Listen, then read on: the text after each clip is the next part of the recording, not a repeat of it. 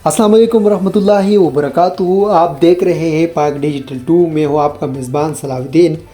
उम्मीद है आप सब खैर और आफियत से होंगे। नाजरीन, इस वक्त हमारे साथ स्क्रीन पर मौजूद है इमरान रियाज खान साहब और पीटीआई के बारे में कुछ नए हक़ाइक़ सामने लाए हैं। आइए उसके ज़बानी सुनते हैं जी। अब तक की जो अहम चीज़ें हैं वो मैं आपके साथ शेयर करता हूँ। एक तो आज 8 दिन हो गए सानेहा डी चौक को, यानी 8 दिन मुकम्मल हो गए, एक हफ्ते से ज़्यादा हो गया। पाकिस्तान तहरीक इंसाफ ने कौन से ऐसे काम हैं जो नहीं किए और हुकूमत ने कौन से ऐसे काम हैं जो कर दिए हैं। यानी यहाँ पे हुकूमत बैकफुट पे होनी चाहिए थी। हुकूमत ने बहुत बड़ा जुल्म और जबर किया है, पूरी दुनिया में उसके खिलाफ आवाज़ उठी है। दुनिया में ये कहा जा रहा है कि लाशें गायब हैं, सहाफ़ी भी ये बातें कर रहे हैं और अभी तक 12 लाशें कंफर्म हो चुकी हैं जो लोग शहीद हुए डी चौक वाले साने में, और दूसरी जानिब 100 से ज़ायद लोग जो हैं वो ज़ख्मी हुए हैं। अब इसमें पाकिस्तान तहरीक इंसाफ ने चंद बुनियादी चीज़ें जो करनी थी वो अभी तक नहीं कर पाई। एक हफ्ता गुजर गया है, हमारा काम है वो चीज़ें आपके सामने रख देना। नंबर 1, सीसीटीवी फुटेज अभी तक महफूज नहीं हो सकी और ना इस हवाले से कोई कार्रवाई करवाई जा सकी है। नंबर 2, आलमी इदारों इंसानी हकूक़ की तंजीमों को अभी तक खतूत नहीं लिखे गए। नंबर 3, अंग्रेज़ी ज़ुबान में कोई प्रेस कॉन्फ्रेंस करके आलमी मीडिया को मुखातिब नहीं किया गया। नंबर 4, FIR की दरखास्त अभी तक सामने नहीं आ सकी कि पाकिस्तान तहरीक इंसाफ इमरान खान साहब की हदायत के बावजूद क्या कोई FIR करवाने का इरादा रखती है और उसका मतन क्या होगा। इमरान खान साहब ने कहा कि वज़ीर आज़म और वज़ीर दाखिला के खिलाफ FIR मैं करवाऊंगा, लेकिन अभी तक कोई ऐसी तहरीर या FIR सामने नहीं आ सकी। नंबर 5, ज़ख्मियों के इंटरव्यूज़ शुरू नहीं हो सके और जब ज़ख्म भर जाएंगे ज़ख्मियों के, क्योंकि एक हफ्ता 8 दिन गुजर गए हैं और चंद दिनों के बाद जब ये ज़ख्म बेहतर होना शुरू हो जाएंगे तो फिर उसके बाद उन इंटरव्यूज़ की वो अहमियत नहीं रहेगी और कोई फिर मानेगा भी नहीं।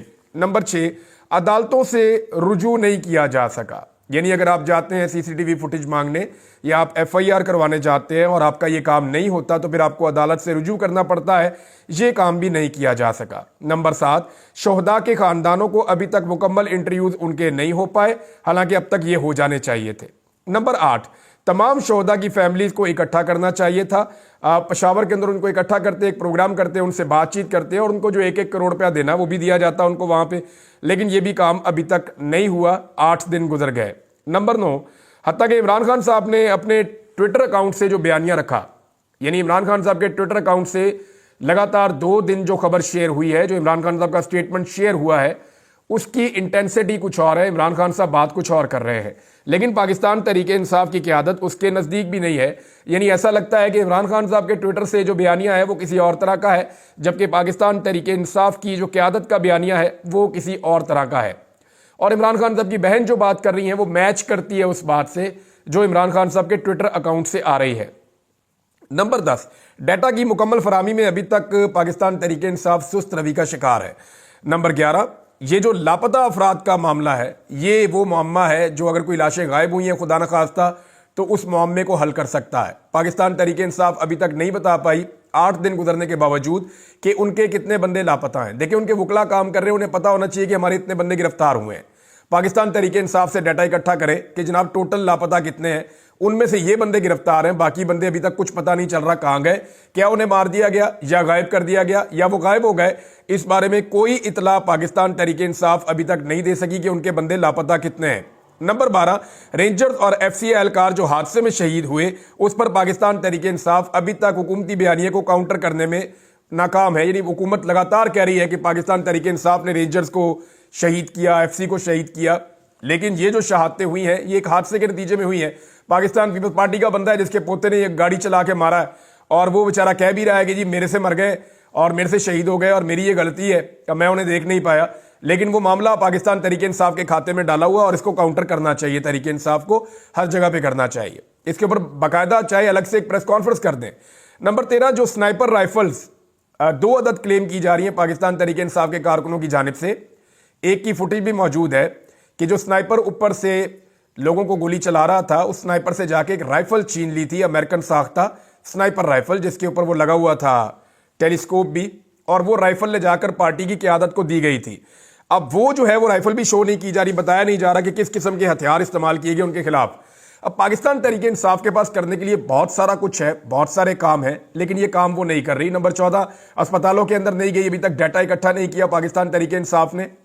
अब देखें, बहुत सारे पाकिस्तान तरीके इंसाफ के लोग ऐसे हैं जिन पे मुकदमे नहीं है, जैसे कि बैरिस्टर गोहर हैं और बहुत सारे लोग हैं। इनको अस्पतालों में जाना चाहिए, वहां से डाटा इकट्ठा करना चाहिए, अस्पताल के अमलों से और बाकी लोगों से बात करनी चाहिए। ये भी काम नहीं किया। तो लगभग 1-1.5 दर्जन काम ऐसे हैं जो तरीके इंसाफ को अब तक करने चाहिए थे और उनमें से उन्होंने कोई काम अब तक नहीं किया। हुकूमत ने अभी तक क्या किया वो मैं आपको बता देता हूं। तरीके इंसाफ के जिन लोगों को अभी इस वक्त ये गलतफहमी है ना, और जो क्यादत के अंदर लोग हैं, उन्हें ये लगता है कि इस मौके पर वो कानूनी हक को छोड़कर दिल बड़ा कर लेंगे शोहदा के मामले के ऊपर और आगे बढ़ेंगे, तो फिर पाकिस्तान तरीके इंसाफ को इंसाफ मिलना शुरू हो जाएगा। तो उन्हें इतने बड़े सरप्राइज मिलेंगे कि उनके 14 तबक रोशन हो जाएंगे। ये मैं आपको बता रहा हूं। हुकूमत खामोशी के अंदर जो कार्रवाइयां डाल रही है, मैंने कुछ चीजें पता की है, मैं आपको बता देता हूं। नंबर 1, इस वक्त जो बंदे गिरफ्तार हैं उनकी असलहे के साथ वीडियोस और तस्वीर बनाई जा रही हैं। दौरान हिरासत उन्हें खड़ा किया जा रहा है गाड़ियों के साथ। जो गाड़ियां गायब की गई थी उनके अंदर असलहा रखा जा रहा है और उस असलहे के साथ और गाड़ियों के साथ उन बंदों की तस्वीर बनाई जा रही हैं। नंबर 2, जो गिरफ्तार बंदे हैं उनको जबरन रोजाना की बुनियाद के ऊपर गवाहियों के लिए तैयार किया जा रहा है और उनसे बयानात रिकॉर्ड करवाए जा रहे हैं। नंबर 3, तरीके इंसाफ में अंदरूनी लड़ाइयों को हुकूमत हवा दे रही है और तमाम टॉक शोज और तमाम चीजें इन चीजों पर करवाई जा रही है। नंबर 4, दहशतगर्दी और रियासत पर हमले जैसे संगीन मुकदमात पाकिस्तान तरीके इंसाफ पर लगातार बनाकर उनकी फाइलें तैयार की जा रही हैं। नंबर 5, तरीके इंसाफ के खिलाफ करारदादें आ रही हैं और एक बयानिए पे काम हो रहा है कि ये दहशतगर्द जमात कोई सियासी लोग नहीं है। नंबर 6, तवज्जो हटाने के लिए नॉन इश्यूज को इशू बनाया जा रहा है कि 26 नवंबर की रात जो भी हुआ उसके ऊपर तवज्जो ना रहे। नंबर 7 ये है कि लाशों का लगातार मजाक उड़ाया जा रहा है। इस पर कॉलम लिखवाए जा रहे हैं, जैसे कि अभी एक कॉलम आया था सुहेल बड़ाइश साहब का, सीनियर जर्नलिस्ट है लेकिन उन्होंने लाशों का मजाक उड़ाया। मैं हैरान हो रहा था। और कल जब PMLN के लोग प्रेस कॉन्फ्रेंस कर रहे थे तो मैं साथ में खड़ा हुआ देख रहा था। अच्छा, होता यह कि जब प्रेस कॉन्फ्रेंस करती है ना कोई पॉलिटिकल पार्टी, तो जर्नलिस्ट हमेशा उनके सामने खड़े होते हैं, ऐसा ही होता है। लेकिन यहां मैं बड़ी अजीब चीज ये देखता हूं कि एक पॉलिटिकल पार्टी प्रेस कॉन्फ्रेंस करती है तो जर्नलिस्ट उनके साथ खड़े हो जाते हैं। ये PMLN में ये रवाज है। पहले मुझे बड़ी अच्छी तरह याद है, ये मुश्ताक बिन आसफ खड़े होते थे, फिर वो बैरूपिया बनकर उन्होंने इलेक्शन भी लड़ दिया और उधर को चले गए। और बहुत सारे लोग हैं बाद में वो ओहदे भी ले लेते हैं, जैसे अब सारा आलम है, फहद हुसैन है। अब सुहेल बड़ाइश साहब जो है वो आप देखें इनके साथ खड़े होकर सारे ला रहे थे। वो PTI को गालियां दे रहे हैं, नून लीग के बंदे, और ये सुहेल बड़ाइश साहब सारे ला रहे हैं ऐसे करके। और आज ही कॉलम लिख दिया और लाशों का मजाक उड़ा दिया और इमरान खान साहब को डोंकी राजा के नाम से मुखातिब किया और उनकी एहलिया को जादूगरनी और पता नहीं मुअक्कलात और क्या कुछ उन्होंने लिख दिया कॉलम के अंदर। तो ये जनाब सुहेल बड़ाइश साहब लाशों का मजाक उड़ा रहे हैं ताकि जुल्म पर पर्दा डालने की, मट्टी डालने की कोशिश की जा सके। नंबर 8, जो आवाजें हकाइक बयान करती हैं उन्हें लगातार दबाव में लिया जा रहा है। नंबर 9 यह है कि सोशल मीडिया के ऊपर एक क्रैकडाउन बहुत बड़े पैमाने पर शुरू होने जा रहा है और नए कवानीन की आड़ में एक बड़ी कार्रवाई आप आने वाले दिनों में देखेंगे। तो हुकूमत ने अपना पूरा बयानिया भी तैयार किया, अपना पूरा ट्रैप भी तैयार किया। गलत, जुल्म, जबर, फस्तायत और जुर्म करने के बावजूद हुकूमत ने अपना घेरा तंग कर लिया, जबकि पाकिस्तान तरीके इंसाफ ने मजलूम होने के बावजूद और जहां उनके पास मौका था कि वो हुकूमत को जकड़ लेते, लेकिन पाकिस्तान तरीके इंसाफ ने अभी तक किसी किस्म की कोई ऐसी कार्रवाई नहीं की जिससे यह नजर आ रहा हो कि वो इंसाफ लेने में संजीदा है। जो क्यादत बाहर मौजूद है उसके हवाले से मैं बात कर रहा हूं।